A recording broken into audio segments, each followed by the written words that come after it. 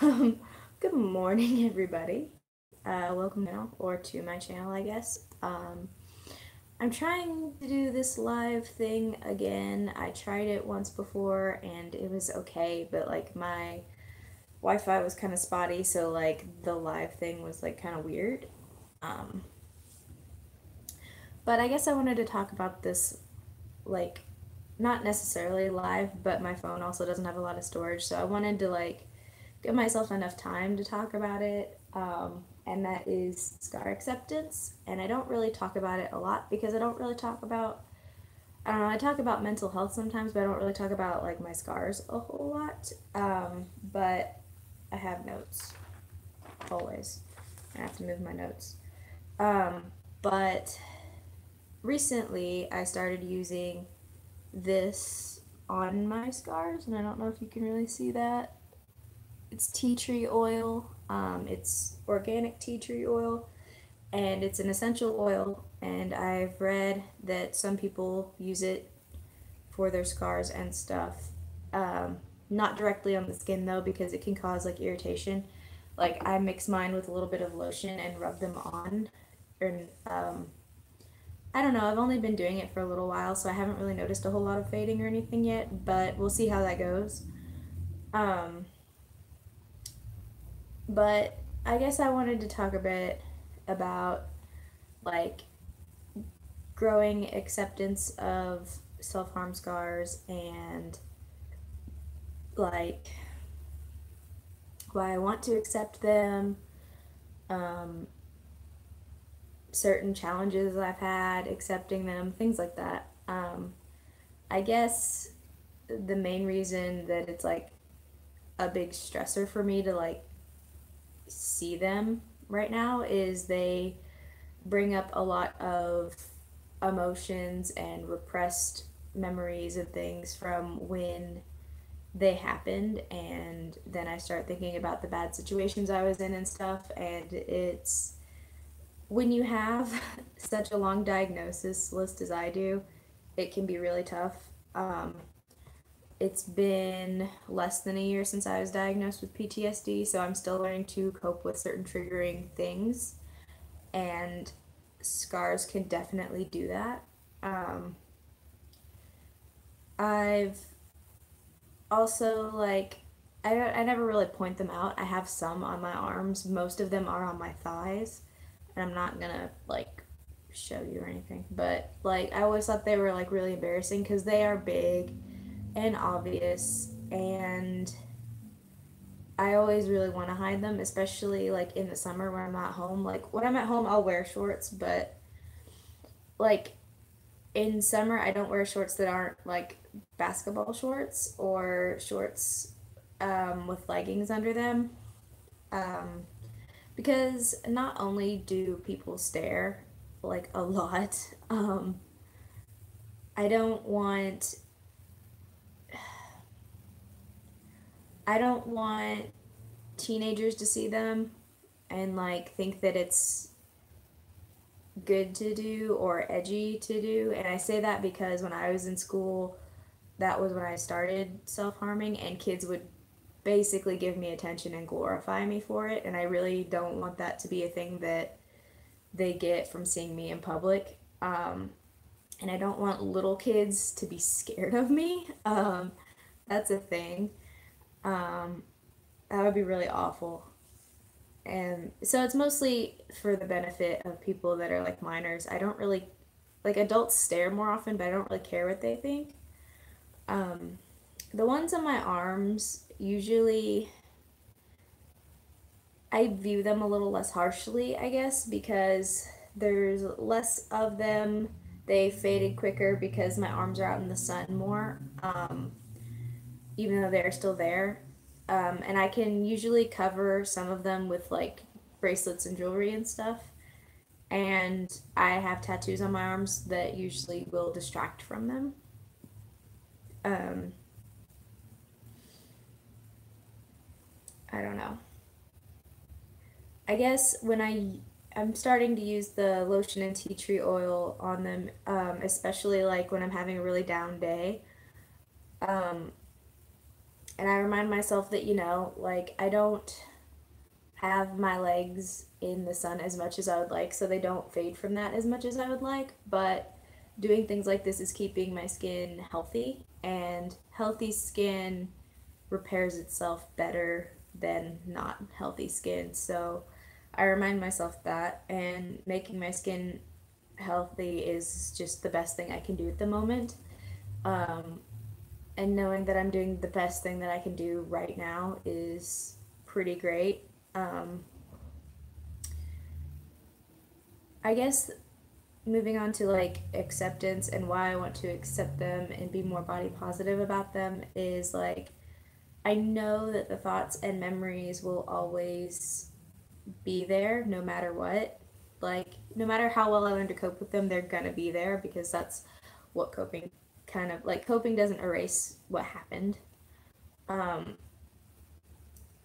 most of the time, I try to remember that I survived everything up until now. I made it through multiple traumas. Um, and I made it, and I have to remind myself, I've made it this far, and I've come out all right.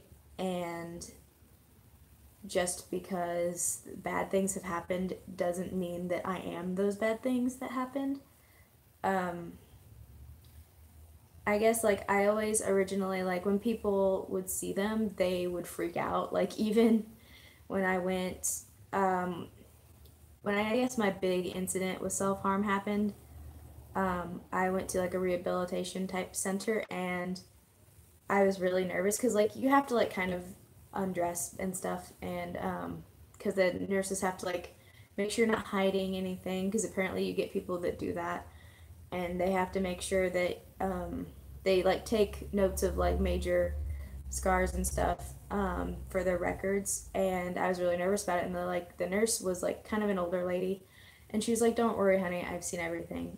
And the other nurse was like, "Yeah, we've seen literally everything." And so I undress and I turn around, and both of them literally their jaws drop, and they're like, "Oh my God." And that was a really awful feeling. And they didn't mean it, and I know they didn't mean it, but like when a medical professional freaks out, it really doesn't help, especially when you are like, "I'm here to be in rehab. Please don't make like weird faces at me." Um, but now, along with like the tea tree oil and the lotion and stuff, I do try to exercise more. I've been into exercise since I was a teenager, like not like sports or anything, but like or heavy workout, but just general exercise. I've always liked it. Um, I meditate more. I do guided meditations. There's a lot of free ones on YouTube that I like. Um, I eat better as like a type of self-love act, like with my flexitarianism. And it's like doing all of those things is basically my way of making amends with myself. It's like a continuous apology to myself for doing those things, even though at the time it seemed like the thing to do, um, I guess. And I feel like all of those things are really going to bring about scar acceptance. Like, I'll be able to accept them and I'll feel way better. And like talking about it makes me feel better. And making mental health videos every now and then makes me feel better. All of those things make me feel better. Um, what else did I want to do today? I might even do like another stream later, but I'm not sure. Um, I had some other things I wanted to talk about, and now my mind's completely blank. I distracted myself. Oh, shit. Wait.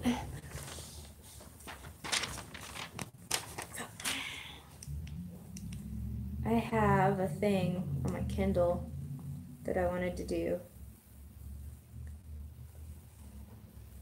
It's a tag.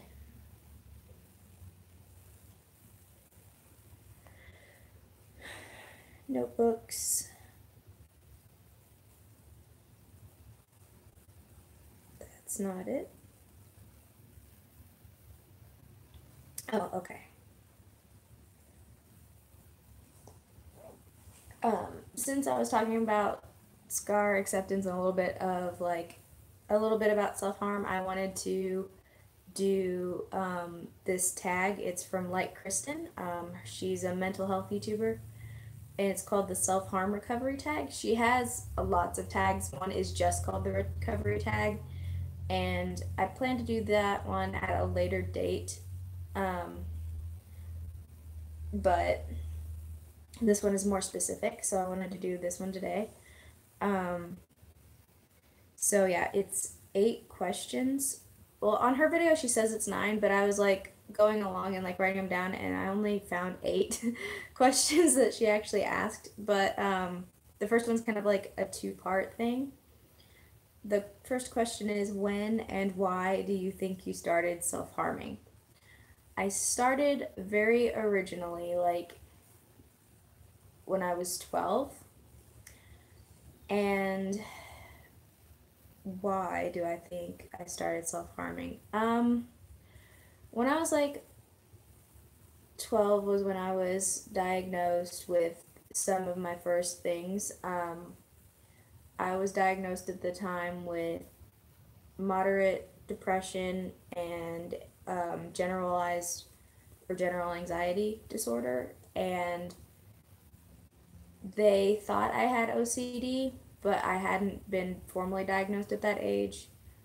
Um, I was diagnosed with insomnia, and they didn't diagnose me with bipolar, and I still haven't been diagnosed with it, but at the time they thought I might have it. So I was seeing a counselor at the time. Well, I guess I didn't really start seeing a counselor till a little bit later.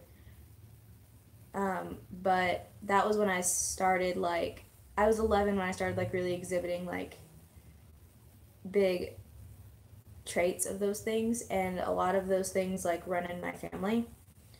I can't really say why exactly I started self-harming. I just know that I felt really upset and frustrated all the time, and I didn't really have a way to release my frustrations, and I've never been very good at, like, verbally communicating my frustrations and problems with people.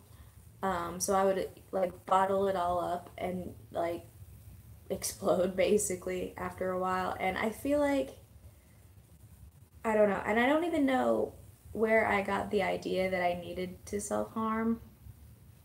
But I know one time before I started doing it, that like when I was really stressed, I would just get really stressed and upset, and I told my mom, I think it was, that I just think about knives a lot. And she got really freaked out. And I think that was when I started seeing a counselor.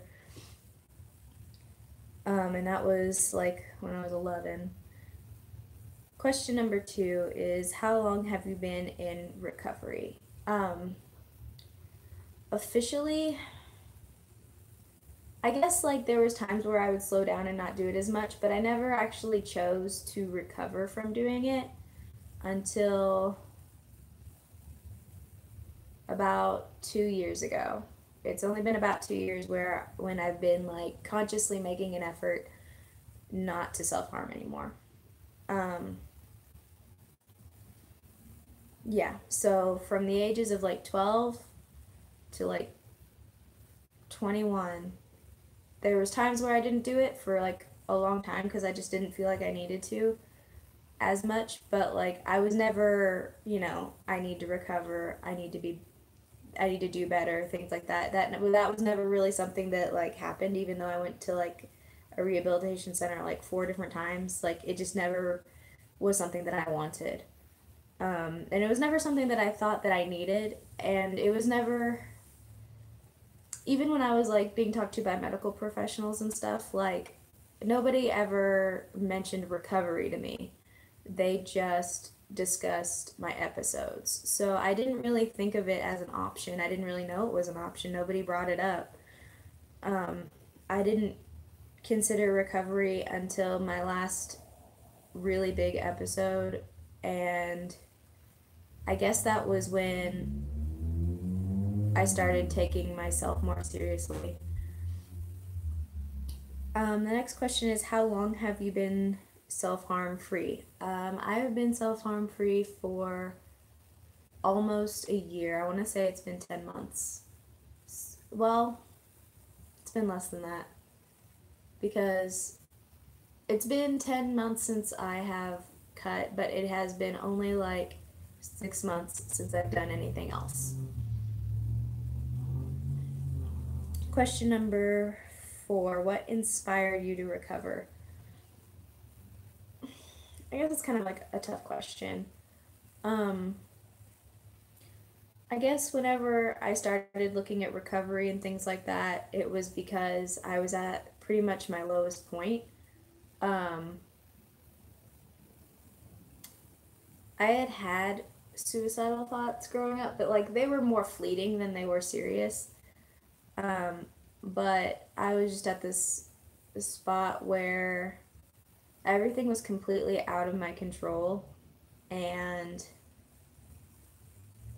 nothing was going right.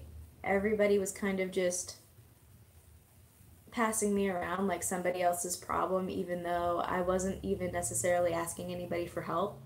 Like, a lot of people I knew were kind of being very intrusive with their help, and it wasn't helpful. And I remember thinking that, like, knowing, I was like, nothing anybody's doing to help me is helping at all. Everybody's just making it worse. So I started looking for solutions to, like, counteract the stress that I was getting. And I think it was a combination of informative articles, talking to a new counselor for the first time in like over 6 or 7 years, um, dealing with a lot of loss. I was looking at everything. I wasn't working at the tattoo shop at the time, but I was still very into like tattoo culture, and I still am. So like I was looking at people who like designed like self-help tattoos, mental health awareness tattoos, and then I was ending up learning like why they designed these for certain people and just reading a lot of other people's stories and stuff like that. I guess at the end of the day, other people inspired me, even if I didn't really realize it at the time. Next question is, what is the hardest part of recovery? Um, there's different things that are hard at different points. For me, as always, it has just been with communicating my needs to others because I, well, I always had problems doing that in the first place. I was always very shy, and I always liked to be kind of just out of the way and not a problem. Um, that's just kind of my personality in the first place. Is I just don't like to cause issue when I don't need to. Um, and then I was in an abusive relationship where like I wasn't allowed to have problems essentially, like any kind of problem for anything. So I guess communication and telling people how I feel, telling people that I can't do something, telling people that I need to do something, that's probably the steadiest hard part that I have. That's consistently difficult. There's a lot of temptation to self harm, even when you don't necessarily feel bad, because it's something, it's an addiction that you don't even realize you're getting addicted to it. But like, you can have like the best day of your life, in recovery. And at the end of that best day, even if you're still completely in a great mood, you're like, sometimes you're still just like, I might just do that thing in the back of your head. And you're like, but then you're just, I don't know. You have to either choose whether you're actually going to do it or not. And sometimes that's a tough choice because it's like, I know I don't need to, and I know that there's no reason to do it, but I kind of just really feel like it. I guess that would also be a really hard part for me. Um, Tips and tricks that helped you during your recovery. Tips and tricks. I guess like I'm doing a lot of looking back because I didn't really prepare answers for this. I'm looking at things that I did at the time.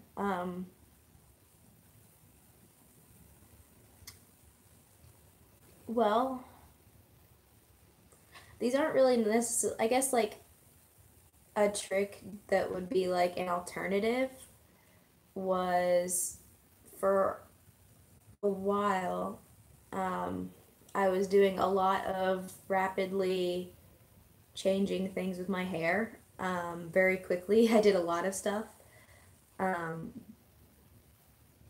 I think it kind of shocked everybody around me because, like, one day I had long hair, the next day I had like shoulder length hair, the next day I had shaved part of my hair, the next day I shaved the other side of my hair, the next day I cut it really short. I used to have really short hair in my videos. Um, I dye it quite frequently. That helps somewhat because it's like it's a ritualistic process after a while doing different things like with your hair. Um, I've always felt better after really bad episodes if when I get like a tattoo or a piercing, which I realize cannot be the answer to every single situation because you're gonna run out of space. But those really help, especially. They've helped me. I remember I was at this one job for like 4 months and I thought I was ready to quit because it was really bad. Nobody from HR was assisting me with some issues that I was having. It was very long hours, lots of days, and that was when I got my element tattoos on my fingers, and I was only supposed to be there for a few more months anyway because it was seasonal, and I was able to stick it out until the end of that. And that was the first time I ever actually really felt like I stuck to anything. And I think it was because, you know, it just, there's just something about it. So I guess that would be some tips and tricks, but I guess not everybody's old enough to get piercings and tattoos. So I never really got the like snapping the band on yourself. I tried that for a while, but that just became more of a habit too, and then I would start getting bruises on my wrists. So for me, that became a self harm thing. So I don't necessarily recommend it, but for some people, I guess it helps. I never really did I guess I did a little bit of the drawing. I would draw on my hands. Well, one hand, my right hand, because I'm left handed. Um, I also really liked to buy, and it sounds really corny, but I still do it to this day. I will go to like dollar stores and stuff and buy like the packages of like they have like a whole bunch of temporary tattoos in them, and I would make like sleeves with them. And it was just I would sit and do that for like a few hours, and it was calming and it was fun. And then I would take pictures, and I don't know, it was just more of a positive thing. Any art thing is helpful, in my opinion, even if you're not good at it, because I don't know, it's not that I don't like to say people aren't good at it. Even if you don't have the required skills, I guess. Like, I would take things and just make collages, and they didn't always even look good, but I liked it at the end, you know. Stuff like that. Journaling has helped me immensely. I would journal, and I've kept a journal pretty much every day since I was 14 years old. And I'm 23 now, so that's a very long time. I know that I write more in it when I'm upset, but I always try to write a few lines every day, even if it's just like, we had salad for dinner or something. It's just a good little thing to get in the habit of because I guess that also goes in with the communication thing. If you don't feel like you have anybody to talk to, you can still say what you need to say. I really like that. I write a lot of poetry. I still maintain my DeviantArt account where a lot of my poetry is. Things like that. Just, I guess, making things. And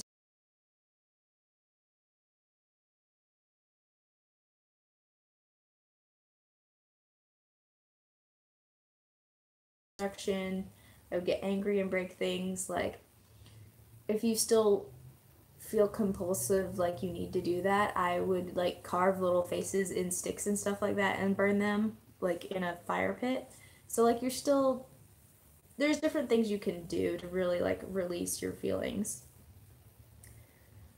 List 3 reasons why recovery is worth it. Um, this is also like situationally specific, I guess, but after I moved out with my ex and stuff, I had my first steady job, which I had no idea what that was like. So I had no idea what it was like to have money. And it sounds really shallow because it's like sounds like money can buy happiness. And I'm not necessarily saying that it buys like strictly happiness, but I had my own money and I felt like I had my freedom. I felt like I could do whatever I wanted, and I had never experienced that feeling before in my life. Um, it was very freeing, and like I would be doing normal people things. Like I would go to Subway and get a sandwich and then drive to work and then eat my sandwich. But I went and I bought that sandwich with my own money on a whim that day because I felt like it. And that was a really great feeling because it's like, you know what? I'm gonna get the large drink or something like, I don't know. Um, and then I had money to pay for my own therapy. I would, every time that I went to therapy, um, sometimes it was harder than other times, not because I didn't like it. I loved it. It's just hard to motivate yourself sometimes. My therapist's office was right next to a McDonald's, so every day after my therapy, I would go and get like a strawberry milkshake with the money that I was making, and that was great. I that was when I met Patrick, my partner, and he's pretty much really great. Um, I guess I wouldn't call him a reason, but like experiencing relationships that aren't abusive, it's very, very refreshing, and it's like, oh, this is what everybody's talking about. Um, it's like when I'm in recovery, I don't feel inhibited about going out and doing things and like having fun with people and experiencing things. And even when I was really upset, I always liked the idea of going out and experiencing things. And now I don't really feel as afraid of it anymore. Um, it's also worth it because after having such a lack of control over certain situations in your life, feeling like you have total control is it's indescribable. It's amazing. I've never felt more in control than when I reflect on how I've recovered. Number 8, words of encouragement to others in recovery right now. Um, this is hard for me because I feel like reasons why it's worth it and encouragement are similar. They're not the same. And it's like I'm bad at putting words together on the spot. And this video is getting very lengthy. um, I mean, I want to just be like, you can do it raw. But like, and that's like so corny. But I mean, the whole premise of recovery is realizing that you can do it. Like, you really can if you want to. Like that's the whole point. It's completely within your control. That's one of the few things that is always in your control is wanting to recover, wanting to be better, just as a person or, being better. I don't care what it is. Like doing better and being better is always something that you can want to do, and it is always something that's like within your control to do as long as you want it and are willing to work for it. And it's not that it's easy, because I'm not going to say it's easy. It's been a very long process, but it is far more rewarding than it is not. Even if I relapse, even on my bad days, my good days now, like I could have had the next 3 years could be the worst 3 years of my life. Anything like the rest of my recovery, then it's all worth it. That's just how rewarding it is. That's how great it is. That's how refreshing it is. And it's entirely possible. It's possible for everyone to do. So I guess I don't know. That's I don't feel like that was very motivational, but I mean that's just the truth of it. It's I mean anybody can do it. You can do it. I can do it. They can do it. Everybody can do it. Um, I think it's one of the few things that everybody actually can do is recover from things because humans are, as much as I dislike many people, humans are resilient as shit. We have lived so long through so many different bad things as a species. And when you look at it, it's like kind of amazing. And it's like, well, if they could do all those things, then there's no reason why I can't do this. And I don't know. So, yeah. And that was the last question of the self harm recovery tag. I don't really know what else to say for this video. I guess. Oh, another thing about the essential oil. This brand is Aura Cassia, I think. I hope I didn't say that wrong. I'm prone to saying things wrong. But the reason that you don't put like essential oils and stuff like that, especially in large quantities, like directly on your skin, is you can have allergies. And even if you don't have allergies, it can irritate your skin. Like every now and then, I would put a few, like two literal tiny drops on each of my legs and rub it in, and that was fine. Um, and then somebody I know said that she put it in her bath with mixed with eucalyptus oil, and I tried that once and I was fine. I was comfortable in the bath for a while cuz I was just basically in there to relax and stuff, but after a little bit and I guess I put for an entire bath, I put like 4 drops of each. After a while, like especially on my legs which were completely submerged, my skin did start to feel a little bit tingly. It never got red or anything, like a rash or anything like that, but it definitely can. So if you're gonna get oils and stuff like that, I guess that is one thing to look out for is to make sure that you don't use so much that it actually hurts you because it is very concentrated and highly concentrated things. That's why I mix it with lotion when I use it most of the time now. Um, so yeah. Other than that, scar acceptance, recovery, bullshit. We're talking about it. I guess that's all for now, so I'm gonna turn this off. Are you sure you want